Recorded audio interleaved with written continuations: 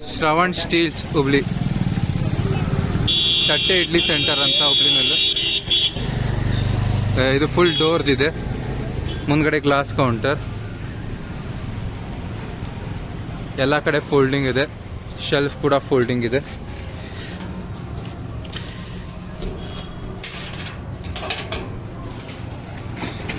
ಏನೊಮ್ಮೆ ಮಾಡ್ಲಿದೆ.